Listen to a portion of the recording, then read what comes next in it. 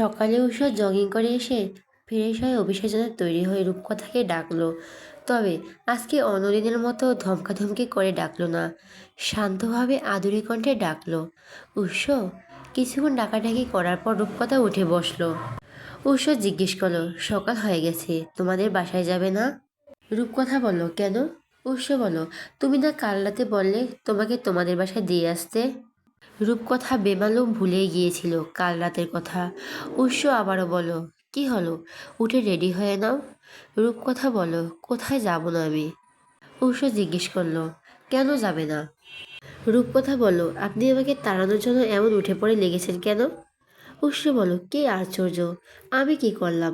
রূপকথা বলল, এই যে আমাকে তাড়ানোর জন্য এমন উঠে পড়ে লেগেছেন।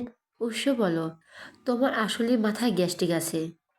রূপকথা এবার চটে গেল, বলো, আর এইবার এই কথা বলে আমার মাথার সব গ্যাস্ট্রিক আপনার মাথার চালান করে দেব। সাত সকালে কি শুরু করলেন? শান্তিতে একটু দিনের সূচনাটাও করতে দিবেন না? উৎস বলো, ঠিক আছে, বাবার বাসায় না যাও, কিন্তু কলেজে তো যাবে নাকি? রূপকথা বলো, হ্যাঁ। উৎস বলো, ঠিক আছে, ফ্রেশ হয়ে রেডি হয়ে নাও, তোমাকে কলেজে দিয়ে আমাকে আবার অফিসে যেতে হবে। এই বলে উৎস ডাইনিং রুমের উদ্দেশ্যে হাঁটা ধরেছিল। এমন সময় রূপকথা বলল, শুনুন। উৎস হাঁটতে হাঁটতে জবাব দিল, শুনছি। রূপকথা বলল, আমার জন্য গাড়ি পাঠাতে হবে না, আমি রিক্সা নিয়ে চলে আসতে পারবো। উৎস পা জোড়া থেমে গেল, পিছনের দিকে তাকিয়ে গম্ভীর মুখে জিজ্ঞেস করলো, আবার বলো, কি বলবে তুমি? রূপকথা একটু ভয় পেয়ে গেল, আমতা আমতা করে বলল, ইয়ে মানে বলছিলাম, রোজ কলেজে ছুটির পর আমার জন্য গাড়ি পাঠাতে হবে না, আমি রিক্সা নিয়ে চলে আসতে পারবো। উৎস বলো, গাড়িতে আসতে কি সমস্যা? রূপকথা মাথা নাড়িয়ে বলো, না না, কোনো সমস্যা নেই, এমনিতেই ভালো লাগে না। উৎস মুখ আগের থেকে গম্ভীর করে বলল, জাস্ট 10 মিনিট সময় দিলাম, এর মধ্যে তৈরি হয়ে নিচে আসবে, না আসতে পারলে আমি উপরে আসব। উৎস ঠান্ডা মাথায় দেওয়া হুমকি শুনে রূপকথা এক লাফে বিছনা থেকে নেমে ওয়াশরুমে দৌড় দিল। রূপকথাকে এভাবে ওয়াশরুমে যেতে দেখে উৎসর হাসি পেল। এরপর যে হাসতে হাসতে নিচে চলে গেল। উৎস নিচে গিয়ে দেখে ফারুক সাহেব বসে পত্রিকা পড়ছেন। উৎসকে দেখে বললেন, এসো, তোমার জন্যই অপেক্ষা করছিলাম। উৎস জিজ্ঞেস করলো, আম্মা উঠিনি? ফারুক সাহেব বলেন, তোমার আম্মা কাল রাতে উদয়ের সঙ্গে তার রুমে ছিল, রাতে দেরিতে ঘুমানোর ফলে এখনও উঠতে পারেনি হয়তো। উৎস আর কিছু না বলে বাবার সঙ্গে বসে নাস্তা করতে লাগলো আর মাঝে মাঝে ঘড়ি দেখতে লাগলো। উৎস আসার ঠিক 9 মিনিটের মাথায় রূপকথাকে রেডি হয়ে হাতে ব্যাগ নিয়ে নেমে এলো। রূপকথা ফারুক সাহেবকে হাসি মুখে বলল, গুড মর্নিং। তার পরবর্তীতে ফারুক সাহেবও হাসি উপহার দিয়ে বললেন, গুড মর্নিং মা। ফারুক সাহেবের মুখে মা ডাক শুনে রূপকথা ইমোশনাল হয়ে গেল, কারণ তার বাবা শরীফ আহসানও তাকে মা, আম্মা জান, মামুনি এসব বলে সম্বোধন করতেন। উৎস বলো, কি হলো, দাঁড়িয়ে আছো কেন? তাড়াতাড়ি ব্রেকফাস্ট শেষ করো। রূপকথা উৎসের পাশে চেয়ারে বসে আশেপাশে কোথাও আয়েশা বেগমকে না দেখে কিছুটা অবাক হলো রূপকথা। পরক্ষণেই আবার উৎসর কথা মনে পড়ে, সব চিন্তা সাইডে রেখে খাওয়া শুরু করলো।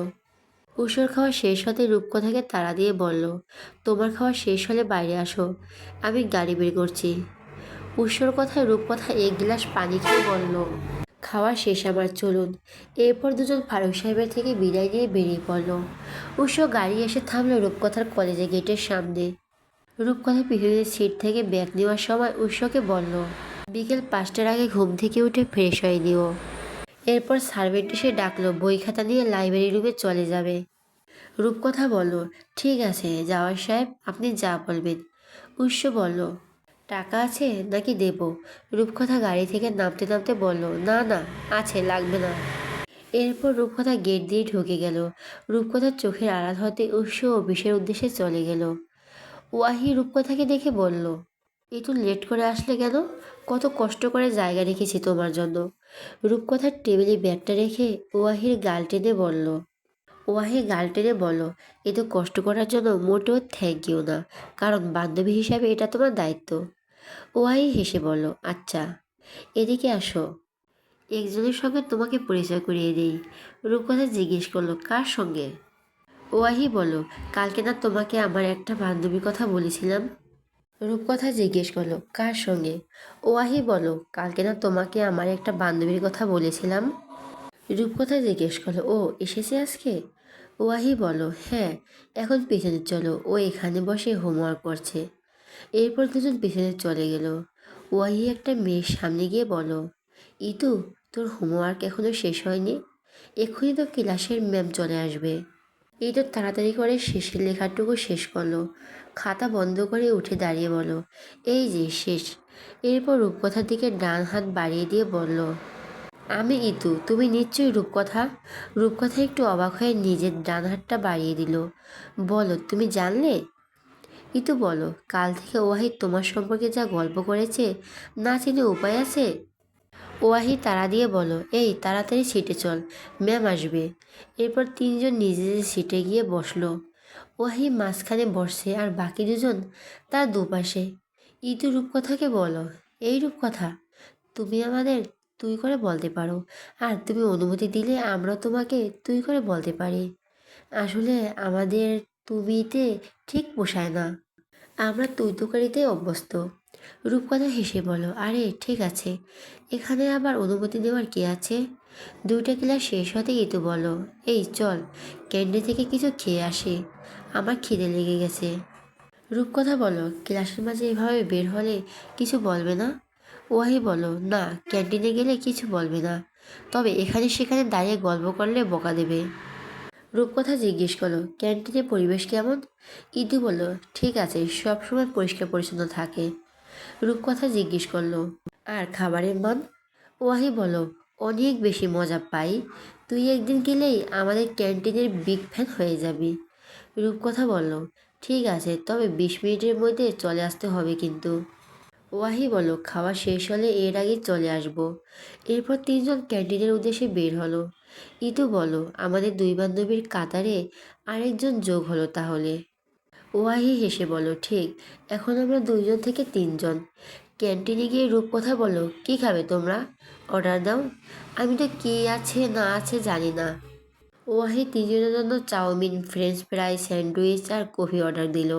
এরপর তিনজন গিয়ে বসলো। রূপকথা জিজ্ঞেস করলো, খাবার আসতে কত সময় লাগবে?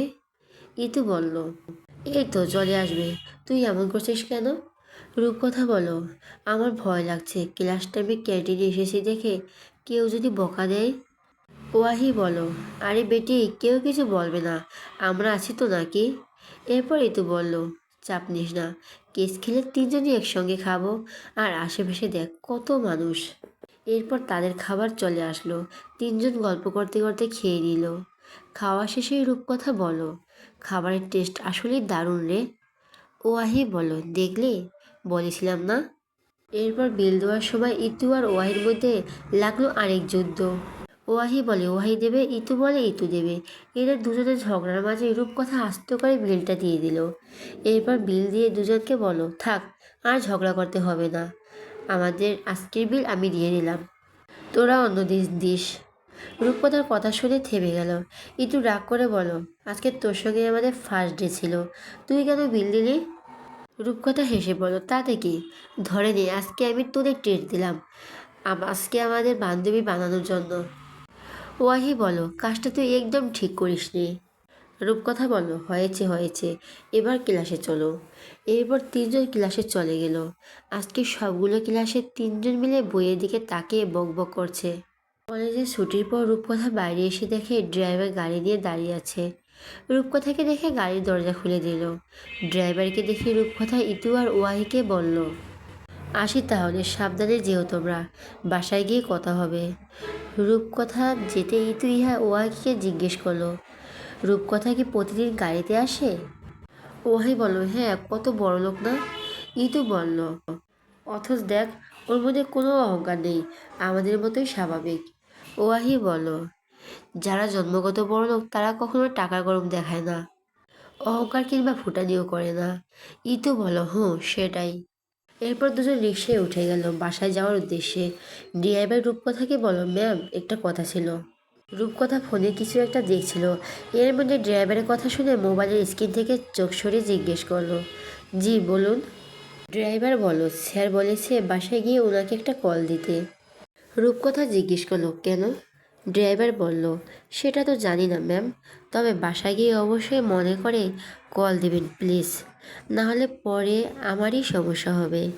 রূপকথা কিছু বলল না, তবে ভাবলো কিছু একটা। রূপকথা বাসায় আসতে একজন সার্ভেন্ট দরজা খুলে দিল। রূপকথা ভেবেছিল আয়শা বেগম হয়তো লিভিং রুমে আছে, কিন্তু তাকে দেখে সার্ভেন্টকে জিজ্ঞেস করলো, আপনাদের আয়শা ম্যাম কোথায়? সার্ভেন্ট জানালো, ম্যাম তো তার বেডরুমে আছে, ডেকে দিব? রূপকথা বলল, না না লাগবে না। এর মাঝে আরেকজন সার্ভেন্ট এসে রূপকথাকে লেবুর শরবত দিয়ে গেল। রূপকথা শরবতটা খেয়ে রুমে চলে গেল। রূপকথা রুমে এসে কিছুক্ষণ এসির বাতাসে বসে শরীরটা ঠান্ডা করে নিল, যদিও বা গাড়িতে এসি চলছে। এরপর কিছুক্ষণ জিরিয়ে চেঞ্জ করে শাওয়ার নিয়ে নিল। রূপকথা শাওয়ার নিয়ে ভিজে জামা কাপড়গুলো ওয়াশরুমে রেখে বেরিয়ে আসলো। এরপর ড্রেসিং টেবিলের সামনে বসে মুখে ময়শ্চারাইজার মাখছিল। এমন সময় রুমে আয়শা বেগম ঢুকে বলল, সরি, অনুমতি ছাড়াই ঢুকে পড়লাম। রূপকথা ড্রেসিং টেবিলের সামনে থেকে উঠে এসে বলল, আপনার নিজের বাড়িতে আপনার অনুমতি লাগবে কেন? আয়শা বেগম রূপকথার হাত ধরে বলল, কাল রাতে যা হয়েছে তার জন্য আমি সত্যি লজ্জিত, পারলে ক্ষমা করে দিও এই ব্যর্থ মাটাকে। রূপকথা বলো, নিজেকে এভাবে দোষী ভাববেন না প্লিজ, কাল রাতে যা হয়েছে তাতে আপনার তো কোনো দোষ ছিল না। আয়েশা বেগম বলো, আমার দোষ, আমি একটা কুলাঙ্গার পেটে ধরেছি। রূপকথা কি বলবে বুঝতে পারছে না। আয়েশা বেগম বলো, তুমি প্লিজ এসব মনে রেখো না। রূপকথা বলো, আপনি এসব মনে করে নিজেকে দোষী ভাববেন না প্লিজ। আমার সঙ্গে ভালো খারাপ যাই হোক, তা আমার নিয়তি লিখন, যা চাইলেও কেউ খণ্ডাতে পারবে না। আয়েশা বেগম রূপকথাকে জড়িয়ে ধরে কপালে চুমু খেয়ে বলল, লক্ষ্মী মেয়ে আমার। রূপকথা বলল, খিদে লেগেছে আমার। আয়েশা বেগম বলল, খেয়ে নেবে, নিচে চলো, আমি তোমাকে ডাকতে এসেছিলাম, তোমার বাবা অপেক্ষা করছে। আয়েশা বেগম মুখে বাবার কথা শুনে কিছুটা চমকে গেল রূপকথা। পরক্ষণই বুঝলো আয়েশা বেগম ফারুক সাহেবের কথা বুঝিয়েছেন। এরপর তিনজন মিলে গল্প করতে করতে লাঞ্চ করে নিল। খাওয়া দাওয়া শেষ করে রূপকথা বাথরুমে আসতেই তার মনে পড়ল ড্রাইভার তাকে বাসায় এসে উৎসকে ফোন দিতে বলেছিল। সাথে সাথে রূপকথা উৎসকে কল দিল। কল রিসিভ হতেই রূপকথা সুন্দর করে সালাম দিল। উৎস সালামের উত্তর দিয়ে জিজ্ঞেস করলো, লাঞ্চ করেছো? রূপকথা বলো, জি করেছি। উৎস বলো, বিকেল 5টা থেকে টিচার আসবে, মনে আছে তো? রূপকথা বলো, এটা মনে করিয়ে দেওয়ার জন্য কল দিয়েছেন? উৎস বলো, হুম। রূপকথা বলো, ওকে রাখছি তাহলে। উৎস বলো, ঠিক আছে, রেস্ট নাও। রূপকথার আগে গোছগোছ করতে করতে কলটা কেটে দিল। বিয়ের আগে ভাবতো বিয়ের পর পড়ালেখা করা লাগবে না, কিন্তু ও মা, এখন দেখছে তার ধারণা পুরোই ভুল। জামাই আরও পড়ালেখার জন্য মা বাবার থেকেও বেশি পেশা দেয়। রূপকথা সব ভাবতে ভাবতে বিছানায় গা এলিয়ে দিল। হোয়াটসঅ্যাপে ঢুকে দেখে ইটু তাকে আর ওয়াহিয়াকে নিয়ে একটা গ্রুপ খুলেছে। ওরা দুজন অলরেডি আড্ডা শুরু করে দিয়েছে। এরপর তাদের সঙ্গে রূপকথাও জয়েন করলো। আড্ডার মাঝে ঘুমিয়ে রূপকথার চোখ বুজে আসলো। মোবাইলটা পাশে রেখে কয়েক মিনিটের ব্যবধানে মেয়েটা ঘুমিয়ে পড়ল। বিকেল 4:30টায় উষা রূপকথাকে কল দিল। অনেকক্ষণ রিং হওয়ার পর রূপকথা ঘুম ঘুম চোখে কলটা রিসিভ করলো। জিজ্ঞেস করলো, হ্যালো, কে? ফোনের ওপাশ থেকে উৎস বলো, আমি। রূপকথা জিজ্ঞেস করলো, কোন আমি? উৎস বিরক্ত হয়ে বলল, ঘুম থেকে উঠে ফ্রেশ হয়ে নাও, অলরেডি 4:30 বেজে গেছে। রূপকথা ঘুম এখনো কাটেনি, ঘুমের ঘরে বলল, আমার কাঁচা ঘুমটা ভাঙিয়ে আবার আমাকে আদেশ করছেন? উৎস এবার ফোনের মধ্যে জোর একটা ধমক দিল। উৎস ধমক শুনে রূপকথা ঘুমটুম সব উবে গেল। মেয়েটা এক লাফে উঠে বসলো, ভয়ে ভয়ে বলল, সবসময় এভাবে ধমকাধমকি করতে হয়? সুন্দর করে কথা বলা যায় না? উৎস বলো, অলরেডি 4:30 বেশি বাজে, দয়া করে উঠে ফ্রেশ হয়ে কিছু খাওয়া হলে খেয়ে নাও, একটু পরে তোমার টিচার চলে আসবে। রূপকথা কিছু না বলে কলটা কেটে দিল। এরপর নিজে নিজে বলতে লাগলো, লোকটা সব সময় আমার সঙ্গে এভাবে কথা বলে, ভুলেও কখনো লোকটার মুখ দিয়ে সুন্দর কথা বেরোতে দেখি না, সব সময় কুত্তার মতো খেউ খেউ করে। আজকে থেকে লোকটার সঙ্গে আমি কথাই বলবো না। রূপকথা উঠে ফ্রেশ হয়ে নিল। এরপর গায়ের ওড়নাটা সুন্দর করে পুরো শরীর ঢেকে পেঁচিয়ে নিল।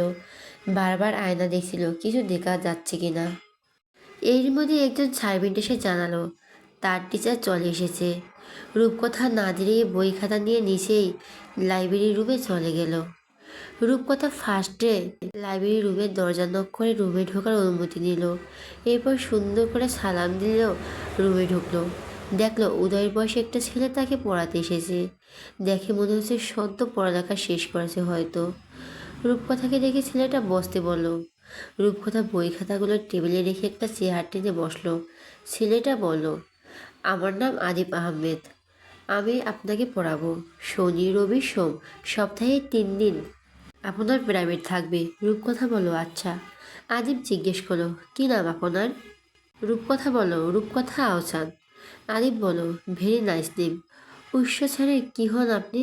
ছেলেটা প্রশ্ন শুনে রূপকথা একটু অবস্থিত হয়ে বলল। আদিবকে জিজ্ঞেস করলো, ওনাকে জিজ্ঞেস করেননি আপনি তার কাকে পড়াবেন? আদিব বলল, জিজ্ঞেস করেছিলাম, তবে স্যার কিছু বলেনি। রূপকথা বলল, তার কাজে ধই। রূপকথা এক বুক কষ্ট দিয়ে বৃত্তি কথাটা বলল। তার তো কষ্ট লাগারই কথা না। তারপর কেন আদিবের কথা শুনে তার এত কষ্ট লাগছে? চিন্তা করতে লাগলো, উৎস কি সবার সামনে তাকে পরিচয় দিতে লজ্জা পাচ্ছে কিনা। পরক্ষণই ভাবলো, তাহলে সেদিন পিছিয়ে পেলে রুবে কেন তাকে ওয়াইফ হিসেবে পরিচয় দিল। এসব ভাবতে ভাবতেই রূপকথার চোখ লাল বর্ণ ধারণ করলো। রূপকথাকে দেখে আদিব জিজ্ঞেস করলো, আপনি ঠিক আছেন? আদিবের কথা শুনে হুঁশে ফেলল রূপকথার। বলল, জি স্যার, ঠিক আছে। আদিব বলল, ঠিক আছে, তাহলে পড়ার দিকে যাওয়া যাক। আদিব রূপকথার আইসিটি বইটা দিয়ে তার মতো করে আলোচনা শুরু করলো। 6টা বাজে আদিব চলে গেল। আদিব যাওয়ার পরও কিছুক্ষণ রূপকথা একা একা লাইব্রেরি রুমে বসে রইল। তার অবস্থা দেখে সে নিজেই অবাক হচ্ছে। ভাবতে অবাক লাগছে, তো ছোট একটা কারণে তার মন খারাপ লাগছে। অথচ সে নিজেও তার বান্ধবীর কাছে তাদের বিয়ের কথাটা পুরোপুরি চেপে গেছে। রূপকথা এসব নিয়ে তার ভাবতে পারছে না। বিরক্ত লাগছে তার। অন্যদিকে খিদেও লেগেছে। তাই বই খাতাগুলো রাখতে সেগুলো নিয়ে নিজেদের রুমে চলে গেল। রূপকথা বই খাতা রেখে এসে দেখে ফারুক সাহেব আর আয়েশা বেগম বসে গল্প করছে। রূপকথাকে দেখে আয়েশা বেগম জিজ্ঞেস করলো, স্যার তো সে কখন চলে গেছে, তুমি এতক্ষণ কী করছিলে?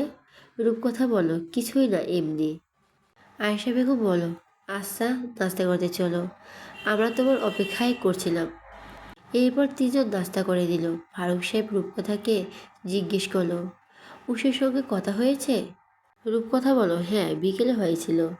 আয়েশা বেগম জিজ্ঞেস করলো, ওর কি আজকে আসতে লেট হবে? রূপকথা বলল, কি জানি, এটা দিয়ে তো কিছু বলেনি আমায়। আয়েশা বেগম বলল, রুমে গিয়ে ওকে একটা কল দিয়ে জেনে নিও আসতে লেট হবে কি না। রূপকথা মাথা নাড়িয়ে আচ্ছা বুঝালো। এরপর মোবাইল সাইলেন্ট করে পড়তে বসলো। উষো রাত 10টায় বাসায় এসে দেখে রূপকথা পড়ার টেবিলে মাথা রেখে ঘুমিয়ে পড়েছে। উৎসব পরনে কালো ব্লেজার খুলতে খুলতে রূপকথার পাশে গিয়ে দাঁড়ালো। এরপর ডাকলো, রূপকথা। কয়েকবার ডাকার পর রূপকথা উঠে সোজা হয়ে বসলো। জিজ্ঞেস করলো, কখন এসেছেন? উৎস বলো, এই তো মাত্রই এলাম। রূপকথা বলো, আচ্ছা, ফ্রেশ হয়ে নিন। উৎস জিজ্ঞেস করলো, স্যারের বোঝানো কেমন? রূপকথা বলো, হ্যাঁ, ভালোই। উৎস আর কিছু না বলে জামা কাপড় নিয়ে ওয়াশরুমে চলে গেল ফ্রেশ হতে। উৎস যাওয়ার পর রূপকথা বই খাতাগুলো গুছিয়ে রেখে নিচে চলে গেল। রূপকথা নিচে যাওয়ার কিছুক্ষণ পর উৎস রুমে এসে দেখে রূপকথার কত নেই। রূপকথা এত ভালো মানুষই সহ্য করতে না উৎসর। ভাবছি হঠাৎ কি হলো মেয়েটার, যে এত পরিবর্তন হয়ে গেল। যা জিজ্ঞেস করছে তারই সোজাসাপটা উত্তর দিচ্ছে। কেন তেরা কথা বলছে না? পরক্ষণেই আবার ভাবলো সে হয়তো একটু বেশিই ভাবছে। সবাই ডিনার করছিল। এরই ফাঁকে ফারুক সাহেব উৎসর উদ্দেশ্যে বলল, আজকে তো লেট হলো, অফিসে কেউ এসেছিল নাকি? উৎস বলল, গুলশান গিয়েছিলাম। ফারুক সাহেব জিজ্ঞেস করলো, ও আচ্ছা, রেস্টুরেন্টের কাজ কতটুকু শেষ হলো? উৎস খেতে খেতেই বলো, কাজ তো প্রায় শেষ দেখলাম। তারপর আপনি গিয়ে একদিন দেখে আসুন, এরপর সময় করে ক্যান্ড ওপেনিংয়ের ডেট দিয়ে দিন। রূপকথা খাওয়া শেষ হতেই রুমে চলে গেল। রূপকথা যাওয়ার পর আয়েশা বেগম উৎসকে জিজ্ঞেস করলো, রূপকথার কিছু হয়েছে? মেয়েটা কেমন চুপচাপ মনে হচ্ছে। উৎস বলো, জানি না। এরপর কেউ আর কিছু না বলে যে যার মতো খাওয়া শেষ করে রুমে চলে গেল। উৎস রুমে এসে দেখে রূপকথা শুয়ে পড়েছে। উৎস রুমের লাইট নিভিয়ে ড্রিম লাইট জ্বালিয়ে অন্য সাইডে গিয়ে শুয়ে পড়ল। সকালে আজকে উৎস ডাকার আগেই রূপকথা উঠে গেল। উষু জগিং করে ফিরে দেখে রূপকথা পড়তে বসেছে। রূপকথার এত পরিবর্তন কিছুতেই উষুর হজম হচ্ছে না। মনে মনে ঠিক করলো রূপকথার সঙ্গে কথা বলা দরকার, তার মধ্যে কি চলছে বোঝা দরকার। উষু রূপকথার পিছনে গিয়ে দাঁড়ালো। উষুকে নিজের পিছনে এসে দাঁড়াতে দেখে রূপকথা জিজ্ঞেস করলো, কিছু বলবেন?